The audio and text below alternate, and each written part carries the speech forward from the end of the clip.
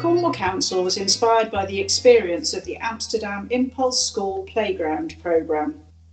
They looked at increasing access to green space and enhancing resilience by reducing the hard surfaces in urban playgrounds. We worked with Cornish schools to discover how this could be translated to our own unique environment. The aim was not only to transform the school's outside space into a home for nature, but to provide a valuable resource for learning and well-being. In this film, we'll hear from the head teachers and students who took part in the pilot. They'll give a practical overview and offer some really sound advice to help you start your own project. Good luck. First of all, it was an opportunity to create a green space where we don't have one. You'll have seen the school is in a very urban area and there is a lot of tarmac, there's a lot of concrete, there's not a lot of natural life. Can we see anything like green here? Yeah, it's like great. It's because we've got AstroTurf up there, and then like all of this is just kind of not have any green, and it would just be good to have green in the school to make it more bright. So we were looking to create a green space. We wanted the opportunity really to showcase to children what can be achieved in a space that has obvious limitations. Because a number of the children living here won't have big gardens, they will have backyards and pockets of space, and we will hopefully show through the project that even in small spaces you can create biodiversity. So as a school, we're a very outdoor school. We love the children being outside at all times really, so with their learning but also for play as well. And when I saw the project I was really interested in it because I thought we could extend all the things that we're doing at the moment, and in particular we have our playground that doesn't reflect our outside ethos. So another thing we wanted to do with our playground is also green it, to green the space but also make it more of a creative and environmental space for the children. So we linked with the University of Falmouth to ask for some university students there that were specific to do with art, and what they were doing is that they came and worked with some of the children and produced some amazing artworks along the fencing, and they're coming back actually next month to finish the mosaic that they started as well. It has taught me something about green infrastructure. It's taught me that actually it's not as complicated as you might think it could be. It's not something that can't be achieved even with great limitations. I think you just have to work differently, and I think particularly with us having a limited amount of space, thinking vertically has really shown that we have the potential to have a really flourishing green space, even if it's not very big. Making a plant so in a few years the whole green gate will be full of plants. And then there'll be lots of like different bugs on the flowers, like bees and like wasps, so that they can get like pollen and stuff like that so they can survive. It will help to take down your eco footprint, and it will also set an example for younger children. We've got a few boxes left over, and we're going to put them on a wall and then make that like an edible one.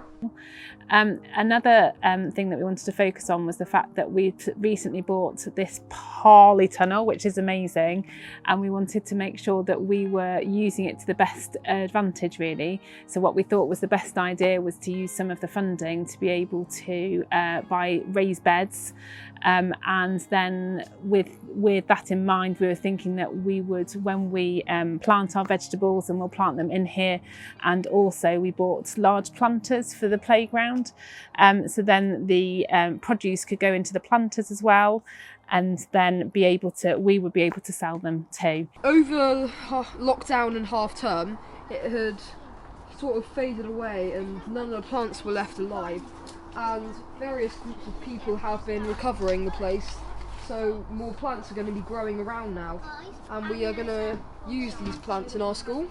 We've got spinach, lettuce, kale, it's all labelled. There's carrot, there's carrot. We're a nice school, and like we have lots of veg, and and the chefs, they're able to cook the veg for like carrots and like broccoli and spinach. A frog corridor where all our frogs live, and that's where you mostly see. And there's a frog over there, and that's where our frog pond is. Our main challenges would be about time, because creating these projects can be labour intensive. And I think the main way of overcoming that is about involving the community. So in our respect, involving the parent community, and to an extent the involving the children in the work as well, finding things that the children can do, because they get a huge benefit from that, a great sense of achievement to be able to contribute to something positive. They feel very passionate about the environment, about conservation issues. So for them to have the opportunity to contribute to a project that has a positive impact on the environment is something they find very rewarding. Budget is always a challenge, isn't it? So biggest challenges were just working out how we could use the money and how we could bring the community in to support it. So with the money, we actually bought the sleepers, but we managed to raise some money through the community to be able to buy the soil, plants and seeds and things. We managed to ask the parents and ask the community for that, which was fantastic. So if any parents have any seeds, they could be useful to bring into the school, and if they plant them, there will be more vegetation and probably fauna as well. We found that when we've talked to parents about the project, they have been supportive, and they've been willing to come and contribute and make a difference to the environment their children spend every day in. So they've been very enthusiastic about supporting it, and the children surprise me with the level of enthusiasm they have when we talk about, although our plans are by no means complete, when we talk about how we'd like to take the project further and their ideas for how we could utilise the space. They're really enthusiastic and have great ideas that I would not have considered. We're going to put like different, so I was thinking of this thing where we put little gnomes and we hide them, so then people can find them, and then there's like a little space people can like hunt around, like break time or lunch, then they can try find all these like little gnomes and fairies and make it look a bit more colourful if it's like a bit dull in the willow area. Up in the field we could get the foundations to make their own little like bug hotel using like mud, dirt and leaves to like make a little shelter for them, and we could just have a whole bunch of them up on where the field is. We got the children involved and asked their opinions of what we should do with the money. We also got the parents involved and asking them what we should do with the money. We've also had the school council involved as well, so they decided what they wanted. They've spoken to this chap who has made the benches and made the toy space for them. We've also creating Wheel Dream, which is like going to be like a quiet area, and then on every Fridays it's hopefully going to be a coffee shop for the parents. A couple of days ago we got to like make a sheet of what we want to have in our garden, in the school garden, and so we've been able to choose and like pick the ideas which we might want in the garden area. Because I think it's like our responsibility, kind of like the oldest people in the year, to try and make this better for the younger children. It's because we know a bit more about like climate change than the younger ones, so I think it's better if we do it and then they can like enjoy it a bit more and grow on it through the years when we're gone. I think it's kind of good because when we leave, we're gonna like leave something for the younger kids, and then they might do the same. In some parts, our boundary has a lack of screening, so what goes on in the school is very transparent to people passing by, so there's a lack of privacy both ways. In other places, our boundary is you can see spoiled render on the buildings on the other side of the fence, which is quite ugly and grey, and I think grey is a terrible colour for mood. We've also got like these like hedges, right now, and when they grow, they're like and they're like you won't be able to see the fence, which would be quite good, because like if you can see fences, you feel more like enclosed and stuff. So it'll be like nicer in a way. In terms of pollution, my understanding is that some schools in the country have used hedging as a way of improving air quality on the site where you've got busy roads nearby. So potentially it could contribute to that. Natural things aren't instant. They do take time to nurture, to grow. But then that also has its benefits in terms of the children contributing to nurturing that environment and seeing it grow and knowing that that's down to, in part, their contribution. It'll bring a footprint. It'll show that they have been in the school and they have helped this school become what it is now. Like I remember planting the trees over Yeah. there. Oh yeah. Yeah, when we all remember planting the trees, and like the old J6s built the cabin over there. I have a volunteer coming in 3 times a week to do gardening club with the children, so that will obviously carry on. The links to science, to writing, to maths, and also to support children with their social and emotional health. There's just so many different areas that it touches on that it makes our school even better. Financially, it's surprising what you can do with a small amount of money if you look around, and if you manage to get free labour, then that money goes a long way.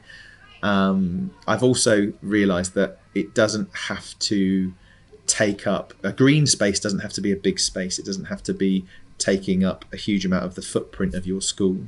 And we have not a huge amount of playground space. We couldn't afford to hand over or we don't feel like we can hand over too much to it.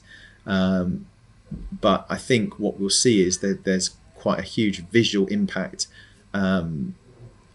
without taking a great deal of space up, and I think that might encourage us and inspire us to carry the project on further in future years. Being around those green spaces are something that the children will really appreciate and enjoy. Even with a limited budget, I think you can still do so much. So the fact that we managed to buy these planters and then managed to get the community to raise money for the soil and the seeds, that has definitely and is definitely going to improve that area. The fact that we managed to get money for the raised beds to then be able to support the children in learning how to grow vegetables, and then for the children themselves to be able to sell them afterwards, I thought was absolutely brilliant, and that will carry on and give them skills of all different natures. So we're learning about climate change, but if we're not doing much, it doesn't really, in a way, like affect that much. As if you've already got some stuff and you're doing stuff to help it, it makes you feel more like, it makes you help you learn more, because you might be more like, you might want to learn a bit more about it. And I think it's better if all the schools like try help, and it's because there's so many people in the schools, so then we can all like plant trees and help the planet a bit more. They could start by at least getting like a planter or something, like planting a couple of trees like we did in the apple trees. You could bring some things from home that you have at home already into school, like bulbs and seeds and stuff. Even if other schools start just by going really slowly and maybe just planting like 1 or 2 plants, in a long time they might get much more, and then they could even make what we're doing. It's good because it encourages like healthy eating almost. Yeah. And it's quite fun to plant them. Well. And also it's much more creative than just like normal lessons, because it's a prize.